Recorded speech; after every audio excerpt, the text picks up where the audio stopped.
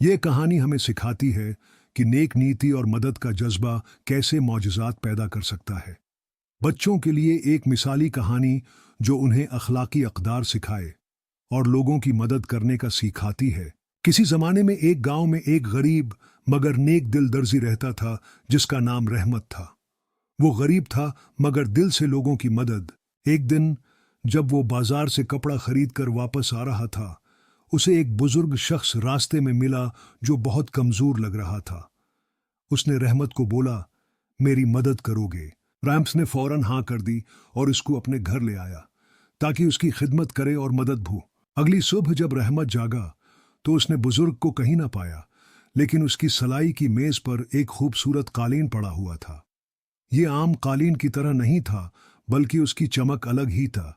कालीन हुआ में उड़ा और एक नर्म सी आवाज सुनाई दी, रहमत, मैं एक जादुई कालीन हूं और हमेशा तेरे साथ दूसरों की मदद करूंगा। कालीन हुआ में उड़ा और तेजी से एक दूसरे गांव की तरफ बढ़ने लगा। रहमत परेशान था कि कालीन मुझे कहां लेकर चल द। जब वो वहां पहुंचा तो उसने देखा कि गांव के लोग भूख से ढाल हैं क्योंकि उनकी फसलें सूख गई थीं। गालेन ने उसकी परेशानी को समझा और उसे एक करीबी बादशाहत की तरफ ले गया जहां अनाज के गोदाम भरे हुए थे। रहमत बादशाह के दरबार में पहुंचा और बादशाह को उन भूखे लोगों के बारे में बताया। रहमत जादुई कालीन पर बैठकर वापस गांव आया और गोदाम से मिला हुआ अना बांटने लगा। एक दिन रहमत कालीन पर बैठा हुआ था कि उसे एक और मुश्किल की खबर मिली। उसने कालीन को हुक्म दिया कि चल।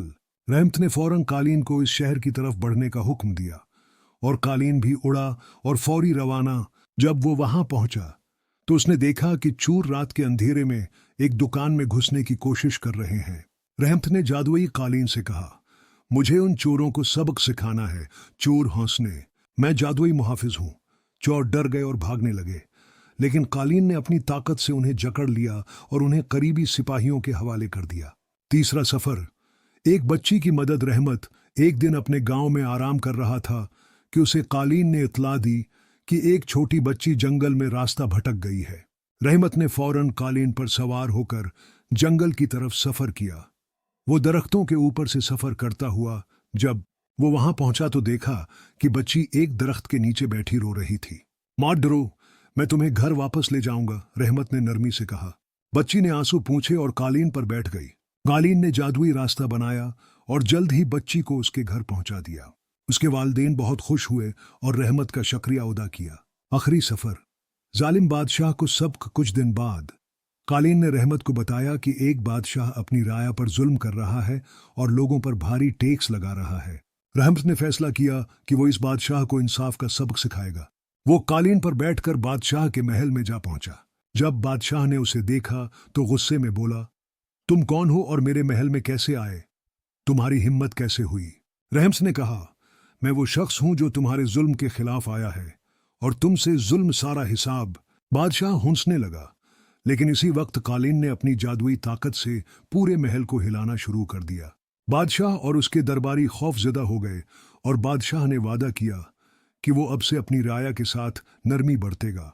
नतीजा, रहमत ने अपनी नेकी, बहादुरी और जादुई कालीन की मदद से कई लोगों की जिंदगी बदल दी। उसका जादुई कालीन हमेशा इसके साथ रहा और वो दुनिया में जहां भी जरूरत होती पहुंचकर दूसरों की मदद करता।